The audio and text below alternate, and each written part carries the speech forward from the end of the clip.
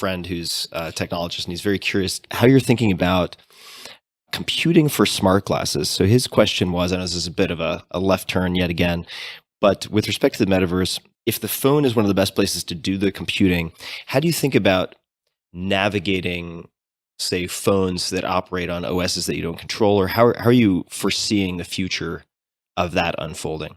I think one of the wildest technical challenges for augmented reality is that it needs to basically, you need to fit all this stuff into essentially a normal pair of glasses. Right? So VR will always, it's supposed to be immersive. So I mean, maybe it'll eventually be more like ski goggles, right? It'll be kind of thinner, but it's not like meant to just look like, normal glasses. Whereas augmented reality, if you're going to wear that throughout the day, it really needs to be socially acceptable. So you're basically talking about, the normal frames of glasses, maybe called thick rim frames, maybe 5 millimeters thick, right? So within that, you're talking about fitting like, what would have been called a supercomputer 5 or 10 years ago, basically like a laser projector, and then the tools to basically have that display kind of holograms with waveguides, because in order to make sure that the image and the hologram stays synced in the right place, it needs to know what your eye position is. You need like lasers that understand where your eyes are, and then it needs to have speakers because of course you're going to want sound.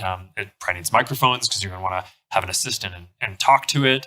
Has sort of positional tracking, so that way if I'm sitting on your couch as a hologram and you move your head, I'm not moving off the couch. It needs to know exactly where you're looking at. So okay, all that stuff to do all that computation instantly in glasses that are 5 millimeters thick. So yeah, no, I think this is like one of the wildest technical challenges of the next 10 or 15 years, which is why I'm so excited about it. I think that there's this odd thing where I think sometimes people get really inspired by physically big things, but I actually think miniaturizing things to be tiny is in a lot of ways even a harder challenge. So this is a lot of the work that's going to happen. Will it be valuable to have another phone or something like that? I don't know, maybe. I think that there are, it's on the one hand, you can offload computing, so that's good. One of the biggest things that basically is a limiting factor is actually heat dissipation. So if you have a processor that's running on your glasses and it's getting hot, it's like you're making your face kind of warm, and that's uncomfortable. So if you can have that in your pocket, that's better. But on the flip side, you need to find a way to get all that stuff to the glasses and back.